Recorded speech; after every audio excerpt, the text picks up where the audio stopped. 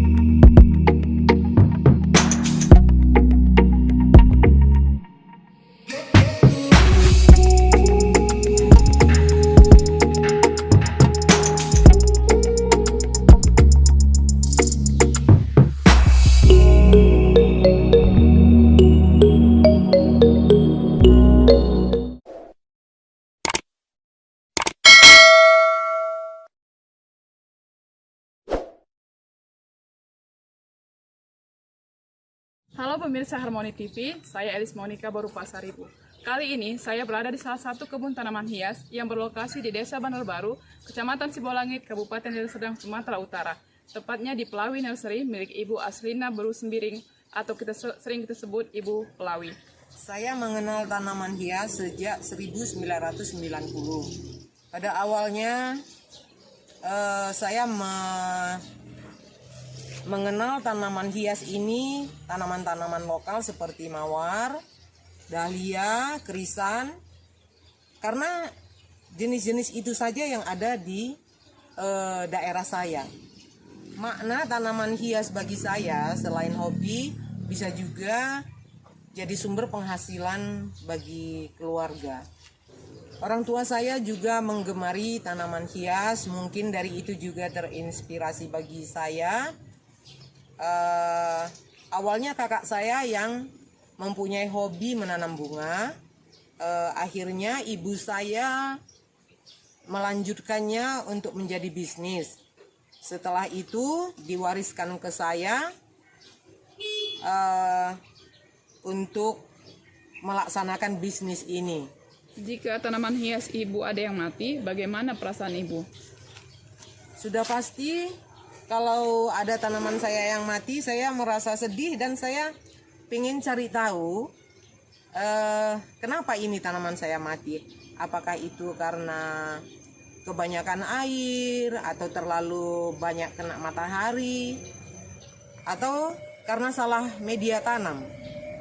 Gitu maksudnya.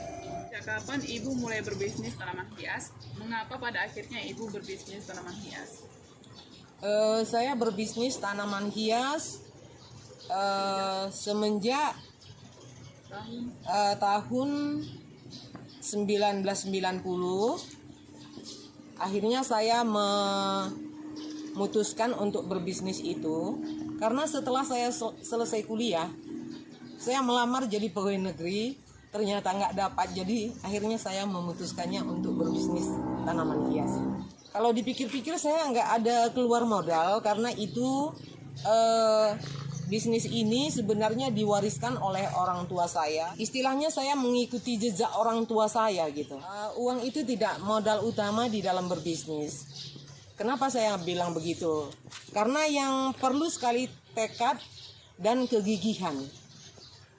Itu yang utama di dalam kita memulai bisnis dan ketekunan kita gitu. Syarat supaya kita bisa sukses untuk berbisnis tanaman hias ini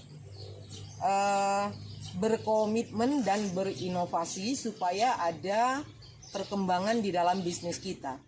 Yang menginspirasi saya tadi di depan juga saya udah jelaskan, itu orang tua saya dan didukung oleh suami saya. Selama menekuni bisnis tanaman hias, apakah Ibu pernah mengalami kisah atau pengalaman yang pahit, misalnya dibohongi orang dan sebagainya?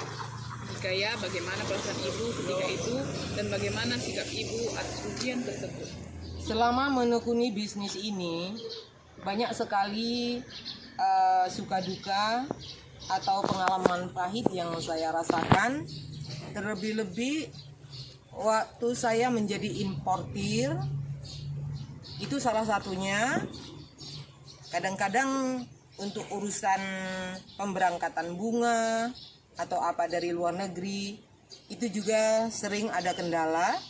Dan juga yang kedua, para pelanggan saya juga ada yang berbohong, katanya sudah ditransfer, ternyata dia setelah sampai barang dia membuang nomor HP sehingga tidak bisa dihubungin lagi. Tapi saya percayakan semua itu kepada Tuhan. Tuhan akan melipat gandakan rezeki saya dari yang lain. Puncak kejayaan berbisnis ini, saya sebenarnya sudah beberapa kali merasakan puncak kejayaan itu. Pada tahun sekitar 2002 itu booming kaktus dan tanaman lokal lainnya. Dan pada tahun 2005 sampai 2008 itu saya sudah mencoba ke luar negeri untuk mengambil tanaman hias, dan akhirnya itu banyak permintaan.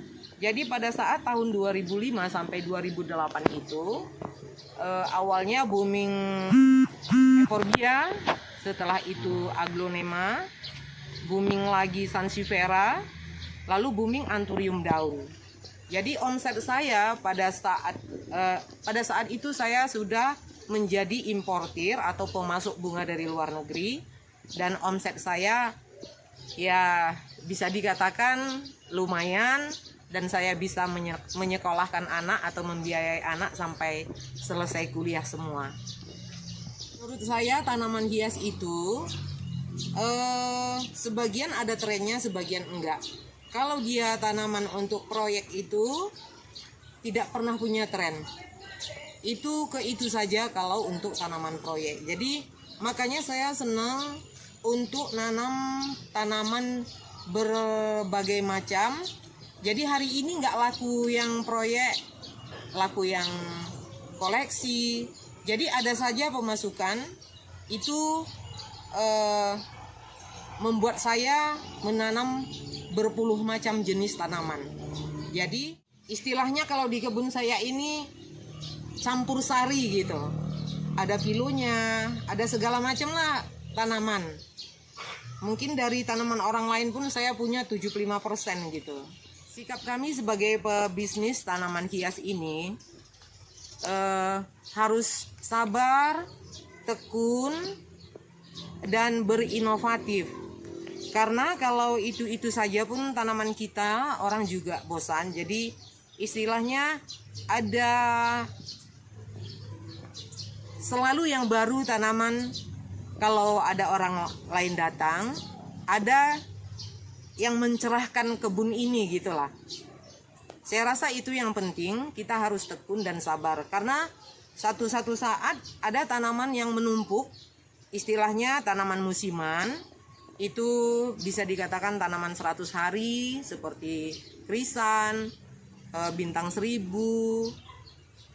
dan banyak jenis tanaman seperti itu yang umurnya hanya 100 hari. Kalau itu tidak laku, kita harus ganti yang baru, itu kita buang gitu. Jadi kita harus sabar dan tetap ditekuni. Permintaan pelanggan saya mendapatkan wawasan tentang tanaman hias yang ngetren itu ada kalanya dari pelanggan, dari permintaan pelanggan saya, juga dari media sosial. Kalau dulunya dari Trubus, juga dari channel saya yang kadang-kadang menawarkan dari luar negeri. Saya bisa mendapat ilmu pengetahuan tentang perawatan tanaman hias ini.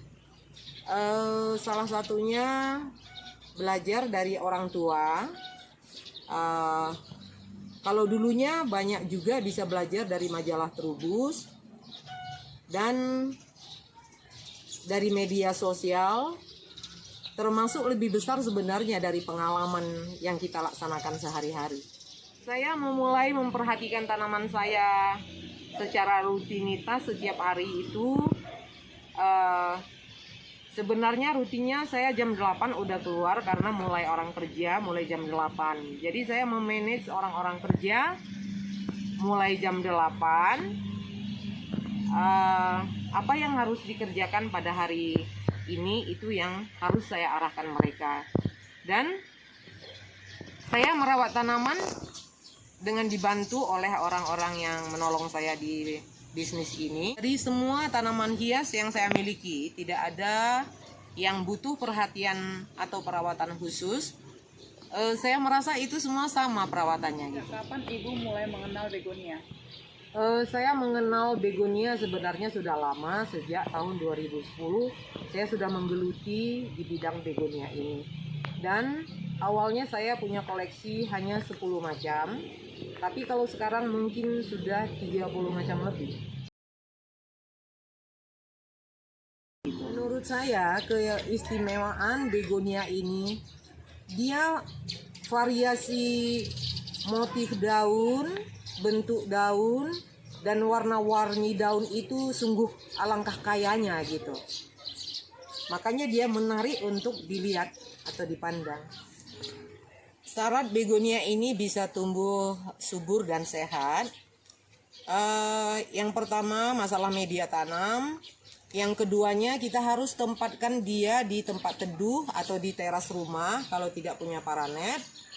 Dan itu kalau mulai menanam itu, begitu keluar pucuk baru kita boleh menaruh pupuknya sedikit, dan baik pupuk kandang dan pupuk kimia.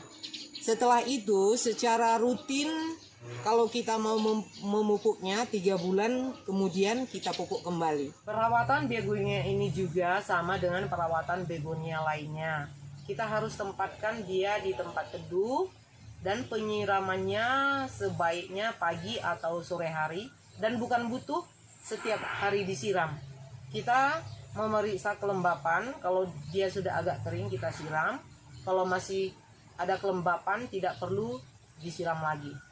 Begonia yang jenis ini saya miliki sekitar, yang siap jual sudah sekitar 50 pohon, yang proses penumbuhan akar juga sekitar 50-an, dan saya mulai jual harganya kisaran ratusan sampai 1 juta rupiah.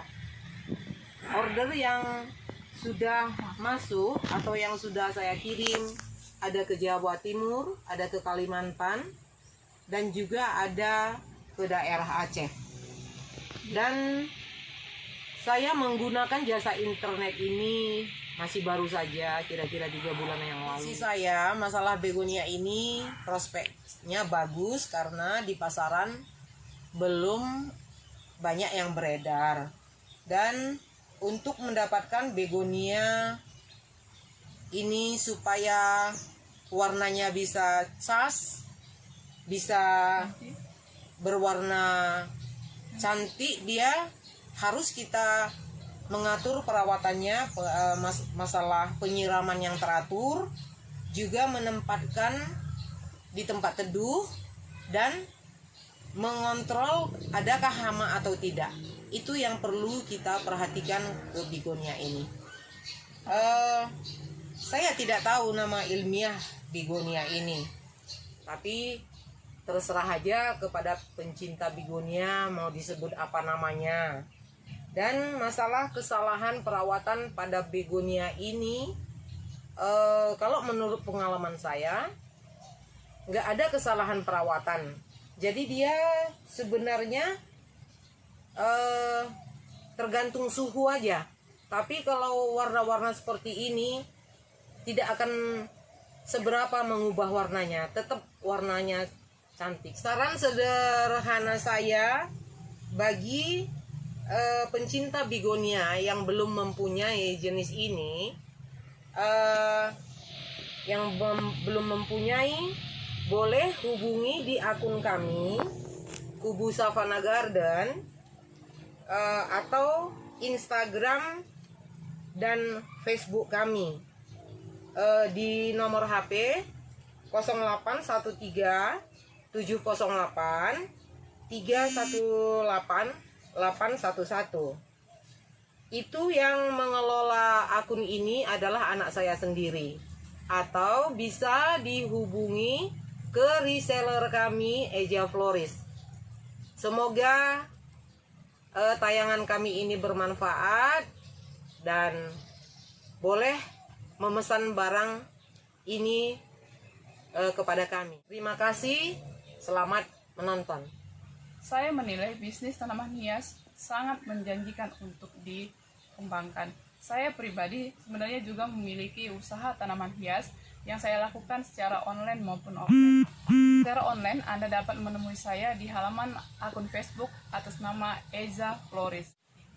Pemirsa Harmoni TV, sesuai dugaan saya sejak awal bahwa perjalanan hidup Ibu Pelawi sebagai praktisi tanaman hias sungguh sangat menarik untuk diikuti.